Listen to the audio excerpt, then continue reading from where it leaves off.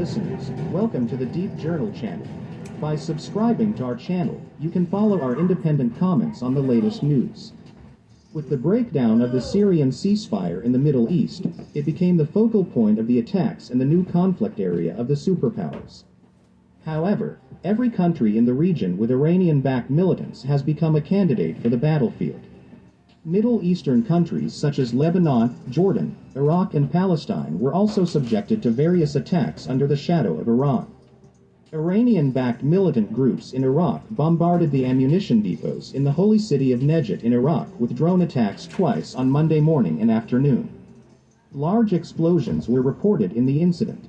After the incident, the US-led coalition announced that they did not attack Iraq in the last 2 days, but did not mention the incident in the holy city of Najd, where the drone attacks were made. The attack on Iran came at the same time as the meeting of the Iraqi Prime Minister and President Biden today, and the subsequent announcement of the withdrawal of US forces in Iraq from active combat. Some sources claim that the attack was carried out by Israel. Following the Iranian-backed Hamas attack against Israel on Sunday, the Israeli Air Force bombed Hamas positions in Gaza. Israel may be retaliating against Iran's growing militant activities. At the same time, Israeli forces may be carrying out a defensive and intimidating attack against Iran in the new U.S. military role and formation in Iraq.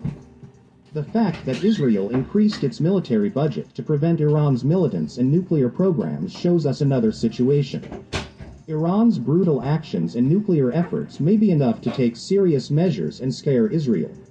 Let us now examine the details of the attacks that led to massive explosions at the ammunition depots of the Iranian-backed militant group in Iraq. An Iraqi paramilitary group said on Monday one of its ammunition depots came under drone attack near the southern city of Najaf. It said that at least 2 separate attacks took place hitting the same depot around dawn, but gave no further details. The US-led coalition against the Islamic State group, ISIS, said they had not conducted strikes in Iraq. The coalition has not conducted airstrikes in Syria or Iraq today or yesterday, tweeted spokesperson Call Wayne Morodo, without mentioning the Najaf incident.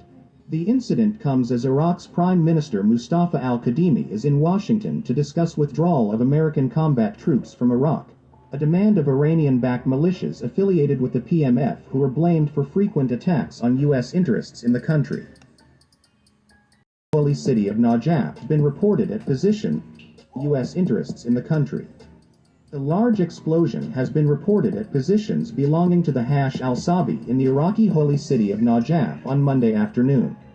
Iraqi al-Hash al-Shabi forces reported drone strikes on their positions in Najaf on Monday afternoon.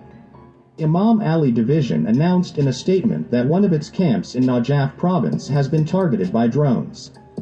The drone bombed one of the ammunition depots in Al-Dalak camp at 3:30 p.m. on Monday before retargeting the same camp at 5:30 p.m., it said. According to the Imam Ali Division, reconnaissance operations began after the attacks. The Saberine Telegram channel also reported that the drone attacks were carried out by the Zionist regime of Israel, but this account was not confirmed by official Iraqi sources belonging to al-Hash Shabi.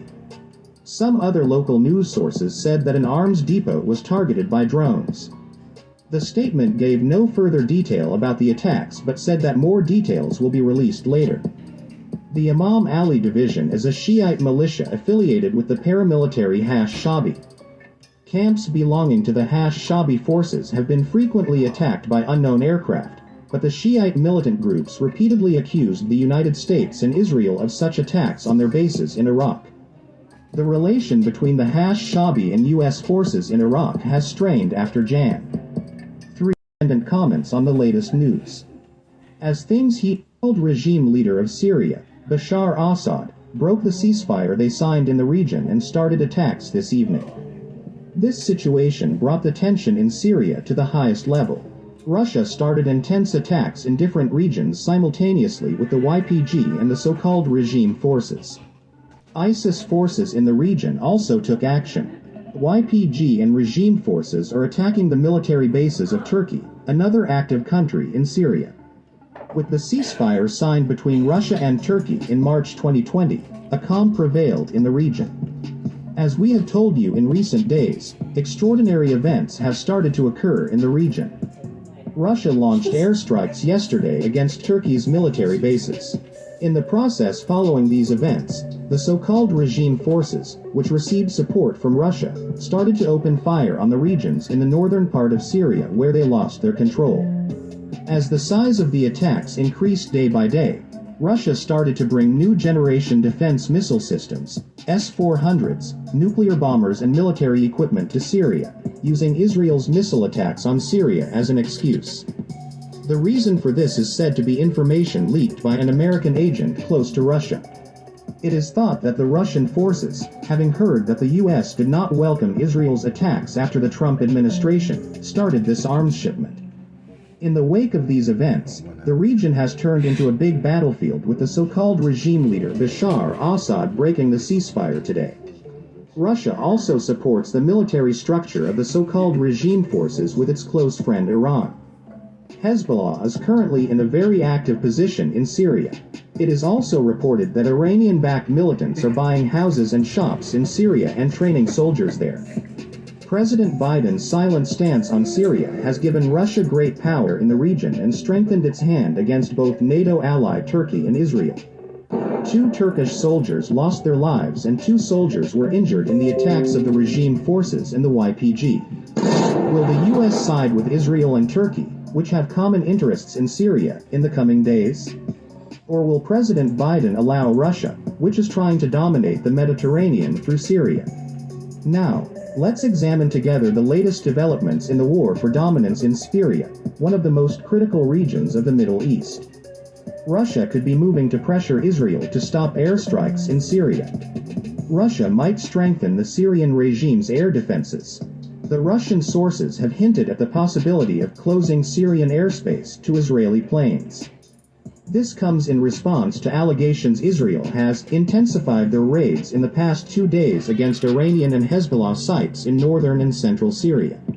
Russia released 2 statements in the wake of a raid, targeting a research center in the countryside of Aleppo, and the other on a site for Iranian forces to be stationed in Al-Qusayr, near Homs. The source told that this is directly related to the talks that were launched with the United States following the first summit that brought together Presidents Vladimir Putin and Joe Biden last month, and that Moscow was calculating its reactions in the past because Tel Aviv, Jerusalem, is coordinating all its movements with Washington, while the Russian communication channels with Washington were cut off, and it appeared from the current contacts with the American side that Moscow obtained confirmation that Washington does not welcome the continuous Israeli raids. This is a complex puzzle. The Israelis felt that the air defenses in Syria had been activated, and the fact that practically all the launched missiles had been destroyed indicates a fundamental change in the mechanisms for dealing with this file, and that Israel's aviation has not since entered the Syrian airspace, and is carrying out attacks from the ground. Russia supposedly provided the Syrian regime with modern air defense.